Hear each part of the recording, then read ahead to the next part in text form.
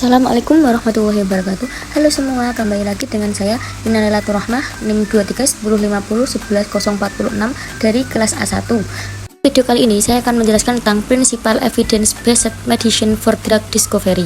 Simak untuk penjelasan materi berikut ini ya teman-teman.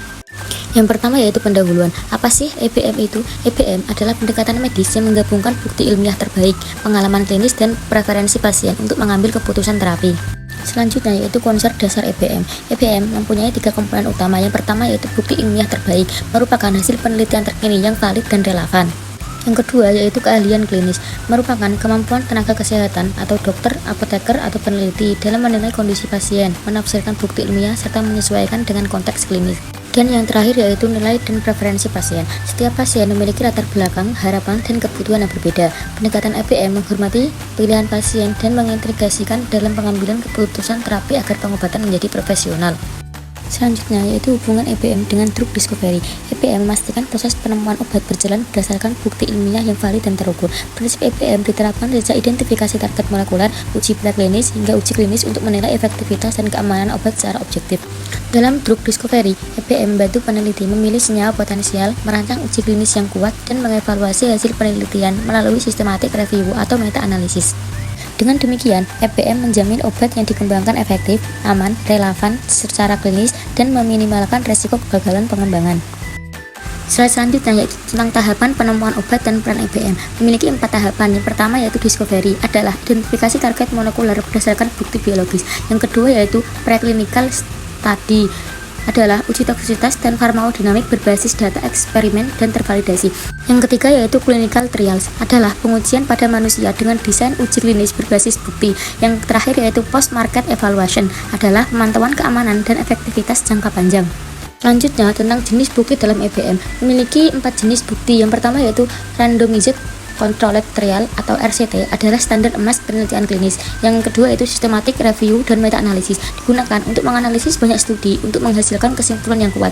Yang ketiga yaitu observation study, digunakan ketika RCT tidak etis atau tidak memungkinkan. Dan yang terakhir yaitu case report, digunakan sebagai sumber hipotesis awal untuk penelitian lebih lanjut. Selanjutnya yaitu kita akan membahas tentang penerapan EBM pada penemuan obat.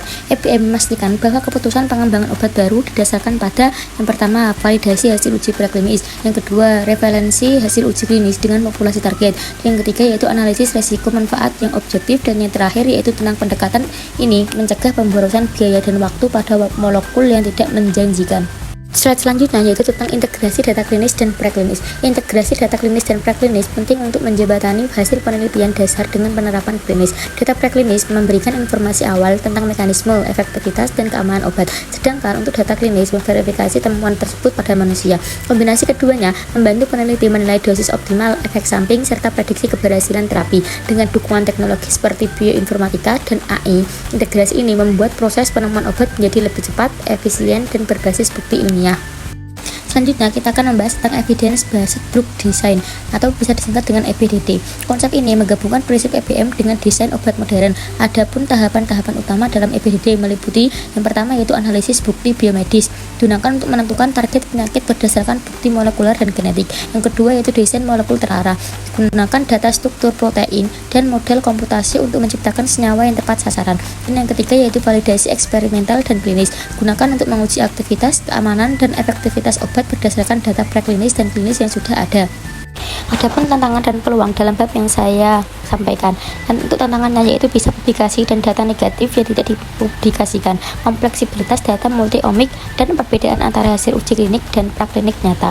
Untuk peluangnya yaitu digunakan untuk memanfaatkan AI dan big data untuk integrasi multi-omik, kolaborasi global riset dan industri, dan yang terakhir yaitu personalisasi terapi. Untuk kesimpulan dari bab ini yaitu EBM memberikan kerangka ilmiah yang kokoh bagi penemu obat baru. Dengan menempatkan bukti ilmiah sebagai dasar pengambilan keputusan, peneliti dan industri farmasi dapat menghasilkan obat yang lebih efektif, aman, dan relevan secara klinis. Integrasi antara ilmu farmakologi, bioteknologi, dan prinsip EBM akan menjadi pilar utama masa depan pengembangan obat berbasis bukti. Sekian dari saya. Apabila ada tutur kata yang salah dalam penjelasan materi saya mohon maaf sebesar-besarnya. Wassalamualaikum warahmatullahi wabarakatuh. See you next time teman-teman.